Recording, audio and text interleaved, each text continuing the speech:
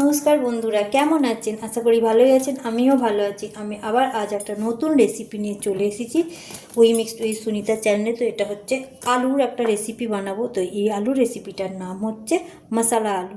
তো আমি কিভাবে এই মশলা আলু বানাই তো একটুখানি দেখুন। তো আমি এখানে নিয়েছি 500 গ্রাম আলু।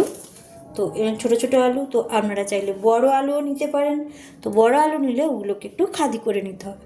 তো আমি ছোটো ছোটো আলু নিয়েছি। এবারে আলুগুলো আমি ধুয়ে নিচ্ছি। তো দেখো বন্ধুরা, আমি বাটিতে জল নিয়েছি আলুর সাথেই। তো আলুগুলো একটু ভালো করে ধুয়ে নেব। তো আমি আলুগুলো একটু ভালো করে ধুয়ে নিই। তো বন্ধুরা, আমি এখানে কুকার বসিয়ে দিয়েছি। আগে থাকতে কুকারে জল দিয়ে দিয়েছি গরম হওয়ার জন্যে। আর এদিকে আমি এই আলু ধুয়ে নিয়েছি। এবার আমি এই কুকারে দিয়ে দেবো। তো বন্ধুরা, আমি এখন কুকারে দিয়ে দিচ্ছি আলুগুলো। তো এই দেখুন, আলুগুলো দিয়ে দিচ্ছি।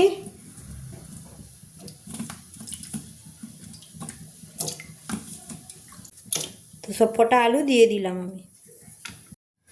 এবার আমি কুকারে আলু দিয়ে দিয়েছি সেদ্ধ হতে। তো আমি এবার এটা একটু চাপা দিয়ে ঢাকা দিয়ে দিচ্ছি। কুকারের মুখটা কেটে দেবো, দিয়ে এবার সিটি মারতে দেবো। তো যতক্ষণ আমি ঢাকাটা আটছি আর সিটি মারছে ততক্ষণ আমি কিছু মশলা রেডি করে নিই। তারপর আপনাদের সামনে আমি আসছি। কুকারে আলু সেদ্ধ হয়ে গেছে। আমি গ্যাসটা বন্ধ করে দিয়েছি। তো এবার খুলে দেখি আলুটা সেদ্ধ হয়ে গেছে কি না। তো দেখুন বন্ধুরা, দেখে তো মনে হচ্ছে আলু সেদ্ধ হয়ে গেছে। আমি এবার এই আলুটা ছেঁকে নেব। তো এবার আমি আলুটা ছেঁকে নিই। এই দেখুন, তো দেখুন আমি জল থেকে আলু ছেঁকে নিয়েছি। এবার আমি আলুগুলোকে ছাড়িয়ে নেব খোলা। তো এইভাবে আমি আলুগুলোর খোলা ছাড়িয়ে নেব সব কটার। তো সব কটা আলুর খোলা ছাড়িয়ে আমি আবার আসছি। তো বন্ধুরাই দেখো, আমি আলুগুলোকে ছাড়িয়ে নিয়ে এসেছি। তো প্রতিটা আলুকে আমি এবার এইভাবে কাঁটা চামচে দিয়ে এদিক ওদিক করে একটু গর্ত করে দেবো। তো এইভাবে এদিক ওদিকভাবে গর্ত করে দেবো। তো এগুলো সব কটা গর্ত করে নিই। তো বন্ধুরা, এই দেখো সব কটা আলুকে আমি গিতে নিয়েছি এই মানে কাঁটা চামচ দিয়ে। বাকি এই আলুগুলো এইভাবে গিতে নিচ্ছি।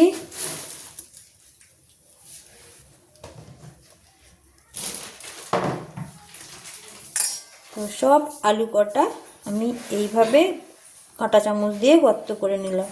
আপনারা চাইলে টুথপিক দিয়েও গর্ত করতে পারেন। তো আমি এবার এটা সরিয়ে দিচ্ছি।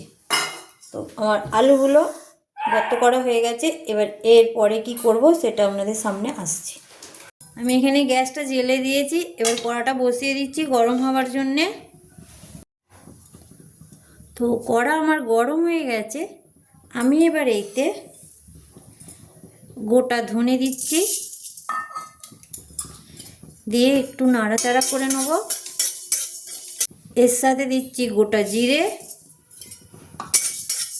দিয়ে একটু নাড়াচাড়া করে নিচ্ছি। আর দিচ্ছি গোটা শুকনো লঙ্কা, দিয়ে আমি এটাকে ভালোভাবে একটু রোস্ট করে নেব।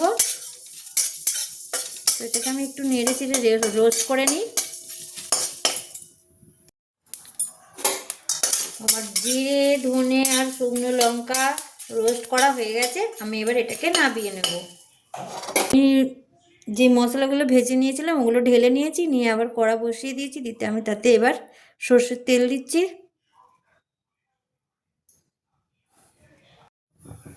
আমার তেল দেওয়া হয়ে গেছে। আমি একটু তেলটা গরম হতে দিচ্ছি।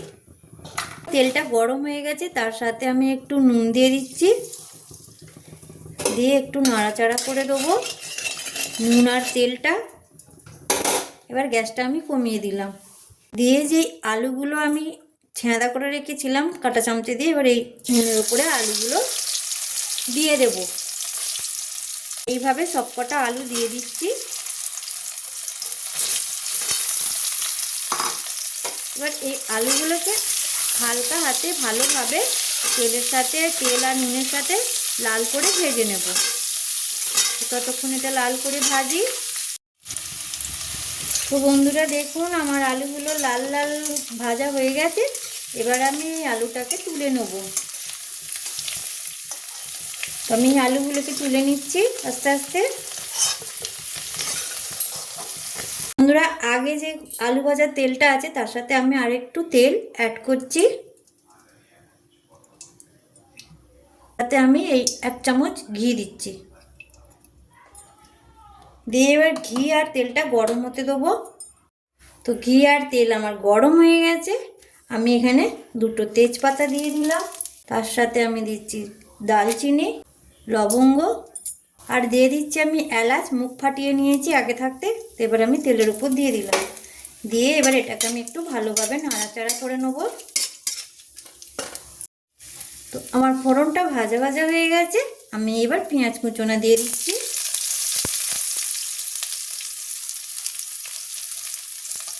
তো আমি 500 গ্রাম আলু নিয়েছি, তার সাথে আমি 2টো মাঝারি সাইজের পেঁয়াজ দিয়েছি।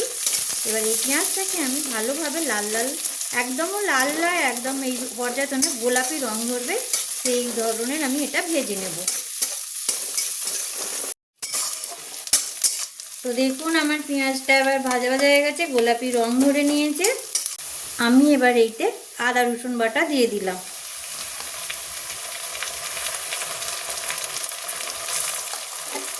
এবার আমি আদা রসুন বাটা আর পেঁয়াজ ভালোভাবে কষে নেব। তো আমার আদা রসুন বাটা আর পেঁয়াজ ভাজা ভাজা হয়ে গেছে। আমি এবার এখানে টমেটো বেটে রেখেছি, তো টমেটো বাটাটা দিয়ে দিচ্ছি। টমেটো বাটা আদা রসুন বাটা একসাথে মিশিয়ে দিলাম। টমেটোটা দেবার সাথে সাথে আমি নুন দিয়ে দিচ্ছি। তো নুনটা বুঝে দেবেন, কেন কি আগে আলুটা ভাজার সময় নুন দেওয়া ছিল, আমি সেই হিসেবে আন্দাজ মতো নুন দিচ্ছি। এবার আমি এটাকে একটু ভালোভাবে কষিয়ে নেব। এবার আমি হলুদ গুঁড়ো দিয়ে দিচ্ছি। তো বন্ধুরা আমি আগে লঙ্কা গুঁড়ো দিতে গিয়ে আমার একটু পড়ে গেছে, আমি সেই হিসাবে লঙ্কা গুঁড়ো দিচ্ছি। তো আমি এবার লঙ্কা গুঁড়ো দিয়ে দিলাম।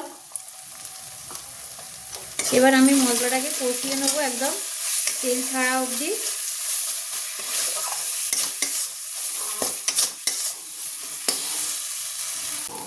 এবার আমি সামান্য চিনি দিয়ে দিচ্ছি।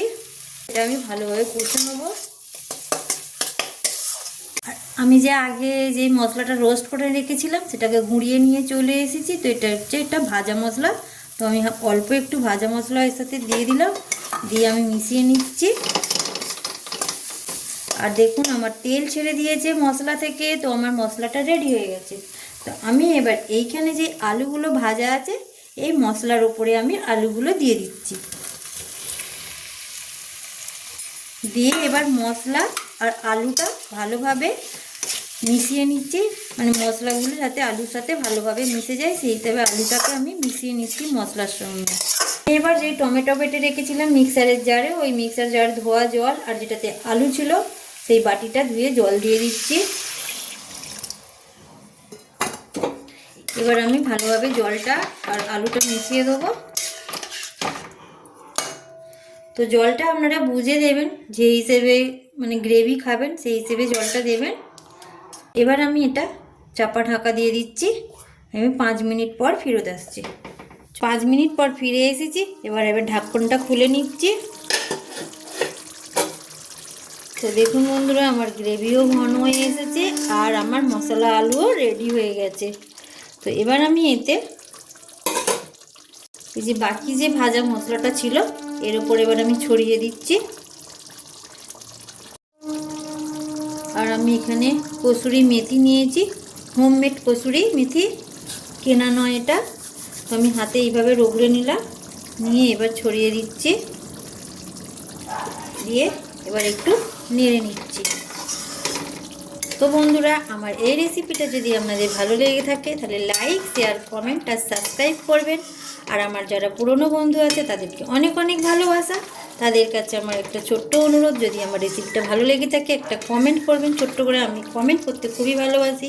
আর যারা আমার চ্যানেলে যুক্ত আছেন আর নতুন বন্ধু যারা আমার এই ভিডিওটা দেখছে তাদেরকেও অনেক অনেক ধন্যবাদ। আর আমার চ্যানেলে সাবস্ক্রাইব করে আমাকে এগিয়ে নিয়ে যাবেন। এই মশলা আলু রেডি হয়ে গেছে, আমি এবার এটা ঢেলে ফেললাম। কত সুন্দর দেখতে হয়েছে আমার মশলা আলু। এই হচ্ছে আমার মশলা আলু।